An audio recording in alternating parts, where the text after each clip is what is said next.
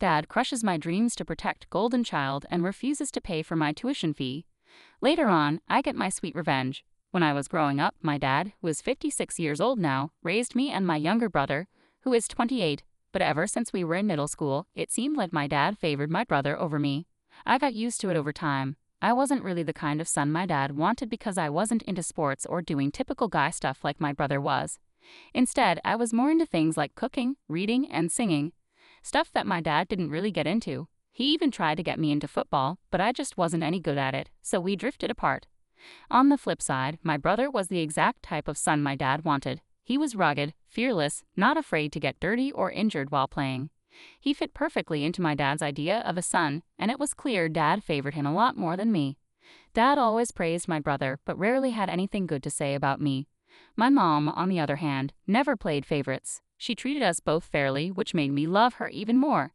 I tried to connect with my dad and spend time with him, but once we drifted apart, he didn't seem interested in fixing things either. Sadly, the linchpin of our troubled family, my mom, passed away when I was in 8th grade. She had been battling cancer, but by the time we realized how serious it was too late to save her. She left us before we knew it. Losing my mom hit me hard, and I went through a tough time. Cooking became my escape, my way of coping. Every day I'd try out new recipes, almost like it was keeping me alive. Mom was an amazing cook herself, and she used to say she could have been a chef if things had been different. So cooking felt like a connection to her, but my dad and brother weren't there for me emotionally.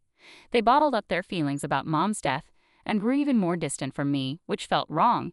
Instead of bonding over our loss like in other families, they pushed me away.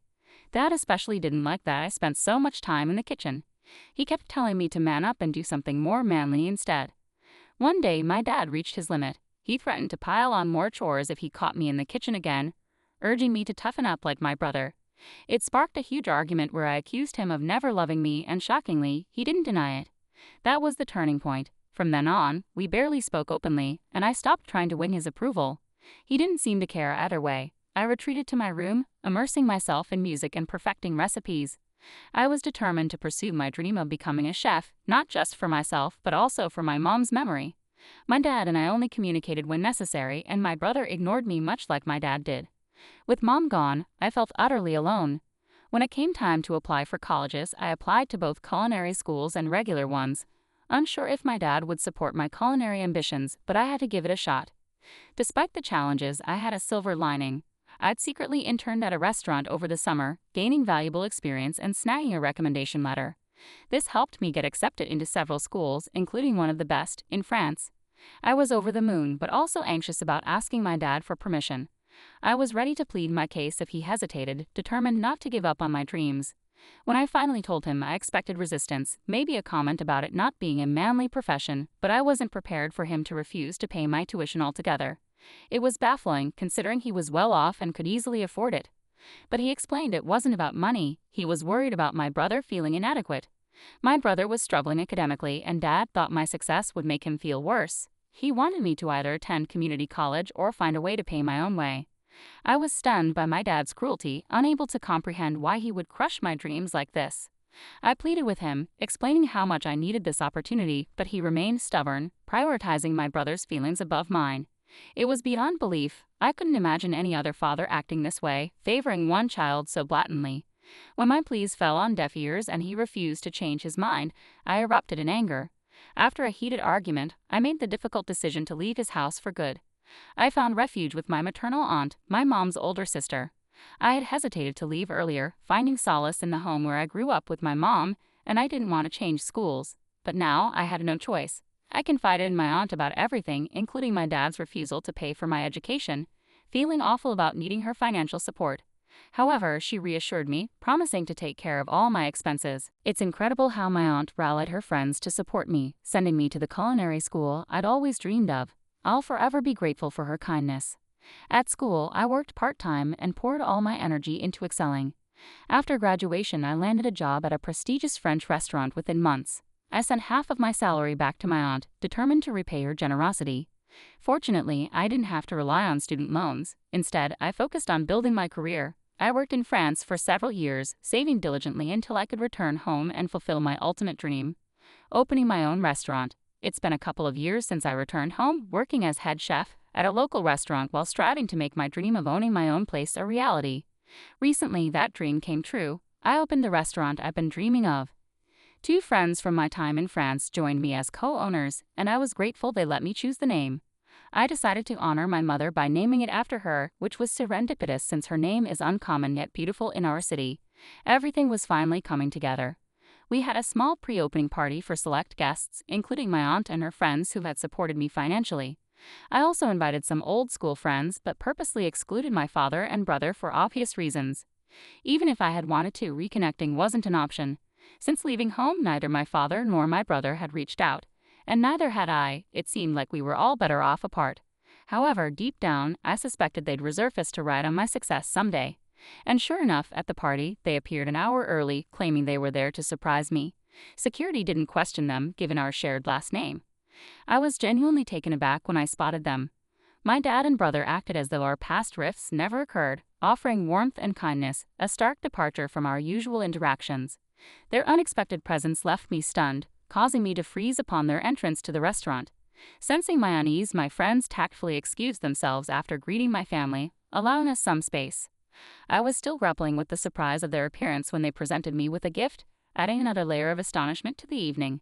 They surprised me with a portrait of my mother, commissioned by my dad specifically for my restaurant. He explained that upon hearing about a new upscale eatery with her name, he knew it had to be his son behind it. He expressed pride in my accomplishments, a sentiment echoed by my brother. Their sudden praise left me suspicious, sensing there was more to their visit than met the eye. I remained reserved, waiting for them to reveal their true intentions. As they spoke, their true motive emerged. It turned out my brother had taken up bartending, a position secured through a favor from one of my dad's friends who owned a club. His academic performance had disappointed my father, leading to a lack of high-paying job opportunities. Additionally, his underperformance in high school football dashed hopes of a sports scholarship, ironically leading him to community college after rejections elsewhere. What they wanted me to do was make my brother a partner in the business so that he'd have a more respectable position even though he had done absolutely zilch to deserve it. I had the urge to laugh in their face but somehow managed to hold back and instead told them that I'd think about it. I wasn't going to think about it though, I just didn't want to turn them away. I wanted them to stay for the party because I had a much better plan in mind to humiliate my family who'd come out of the woodwork as soon as they received word of my success. They seemed reasonably pleased, but boy oh boy, they had no idea what was about to come. After a while, our guests started arriving, and in an hour or so, everyone we'd invited was there. I spent the evening socializing while my dad and brother also did the same, and I even heard them boasting about me to a few people. While I marveled at their sheer audacity towards the end of the party, it was time for the hosts, namely me and my partners, to give a toast. My friends went first since I wanted to save the best for last. Then finally, it was my turn. That day, I was finally going to speak my heart out. I started off by thanking all my guests and raised a drink to my mother first, since she was the reason I'd even ever been able to achieve so much. I strongly believed that it was her faith in me as a child that had made me believe I could do any of this at all, and that had stayed with me even after she was gone. After I'd paid my due respects, I decided to get to the disrespect as well. I brought up how I'd had to take a loan from my aunt and her friends to go to culinary school and thanked her as well. And then finally, I got to the reason I'd had to take a loan for my tuition in the first place, my family. I brought up how I'd grown up with a father who never loved me or had any faith in me and always berated me for having feminine interests like cooking, and a younger brother who was the replica of my dad. I told them all about how my dad had refused to pay for my tuition out of fear that I'd end up becoming more successful than my younger brother, who was his golden child. Which is why I ended up leaving home. But despite all odds, I was able to rise and become who I am today. So in a way, they did deserve some credit for creating all the hardships I've had to face, or else I never would have found out how resilient I was. A lot of people shot my dad and brother the nastiest looks they could manage while I was saying all of this, and even they had the good sense to at least look ashamed, even though I knew that they didn't feel that way in the slightest. Anyway, I then walked over to my dad and brother and actually hugged them, putting up the same pretense that they had when they visited me today. Two could play this game. I announced that because they'd shown up to celebrate my success today, I'd forgiven them for whatever had happened in the past and was even ready to give my brother the job of the bartender at my restaurant. To other people, this obviously seemed like a really emotional reconciliation, and they ended up actually clapping for me at the end of my speech. And there were a few wolf whistles. Only my family and I knew that this was nothing more than an attempt to humiliate them, which I'd done quite successfully. But they had to smile and act like they were super grateful for what I'd done, since they couldn't exactly storm out angrily, which is exactly what they wanted to do. After a while, when the crowd had cleared out, and it was finally time for us to go home, my dad and brother confronted me right outside my restaurant. They were furious, and I swear there were angry tears in my brother's eyes. They demanded an explanation for what I'd done, and if I'd never intended on making my brother a partner, then I should have just turned them away as soon as they arrived. I just laughed and told them that this was my form of paying them back for everything that they'd done for me over the years, and this is exactly what they deserved. Then I walked away and didn't bother to look back, even when I heard my brother crying about how this was the cruelest, and even yelled after me to tell me that I'd regret this. But I didn't care, since I was already in my car and was driving away. That happened a couple of days ago, and I hadn't heard from them since.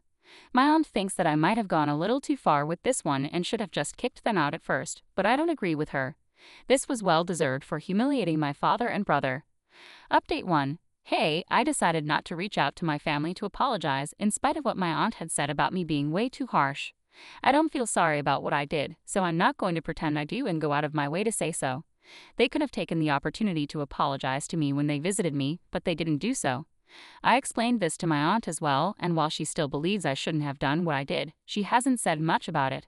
I guess this is just one of those areas where we agree to disagree, and I'm okay with that. In other news, my brother has made sure that he goes behind my back to talk crap about me to all our friends back from school. It's unfortunate that we went to the same high school, since this just means that random strangers from school are now texting to confirm the rumors that I'd humiliated and then kicked out my dad and brother from my restaurant after feeding them 3-day-old food on purpose. Yeah, he exaggerated the story to make himself seem like the victim, which is pretty unsurprising. Ordinarily, I wouldn't care about petty rumors, but I don't want potential customers taking these rumors seriously, so I've texted my brother that if he doesn't stop spreading lies about me and my restaurant, then I'll make sure that he loses the job that he has right now. I'm hoping that it works, because I really don't feel like dealing with their unnecessary crap right now. I'm really busy with work, and this just isn't the time. Update 2. Lol, my brother texted back saying that he was going to stop only when I'd make him a partner. I don't even understand what level of idiocy and delusion this is. Besides, if he wants to be a partner, then isn't it a pretty stupid idea for him to be talking crap about the same restaurant? I'm pretty sure this is my dad's tactic to ensure his darling son lands a high-profile job without doing any real work. But unfortunately, it's not going to work with me. I've told him that if he doesn't stop, then he'll be hearing from my lawyers and that he's in absolutely no position to be negotiating with me right now. The only reason I haven't done anything yet is because I don't want to get caught up in unnecessary drama, but I'll definitely mess him up if he tries anything funny after this, and he should take this as my last warning.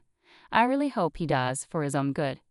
Update 3. So guys, it's been around a month since the last update, and since I've been really busy, I haven't been able to fill you guys in on what happened after that. My brother did stop talking crap about me behind my back, but they were still pretty desperate to join in on my success.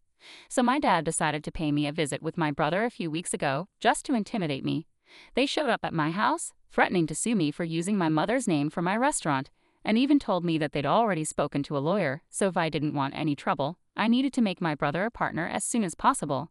Obviously, I called their bluff immediately, since no lawyer would take up such a stupid case. I think they were forgetting a very important fact, that she was my mother too, and not just his wife, and as far as I was concerned, no law could stop me from using her name.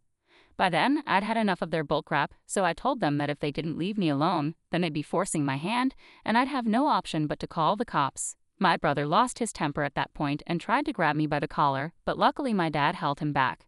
I think it was the constant humiliation that had finally gotten to him, and he'd snapped. Well, it wasn't my fault, and they were lucky that I didn't call the cops right then. I told my dad that he needed to get the hell out, but he only told my brother to go cool off in the car and that he wanted to speak to me in private. After my brother left, he tried to manipulate me by telling me that if my mother knew what I was doing to them, then she'd be really upset with me and I should bury the hatchet. At this point, I told him to leave me the hell alone because even I was at my limit. He couldn't just use my mother to get his way. That was just low, and to be honest, we were way past the point of reconciliation. Not once had either of them apologized to me, even once, so I really didn't understand why they expected me to forgive them without even asking for it.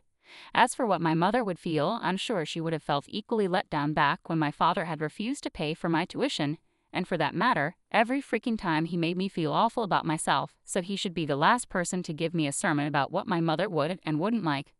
I know she's proud of me wherever she is, and nothing that my dad says is going to change that. At least my restaurant is doing well, and hopefully we'll be able to expand soon enough.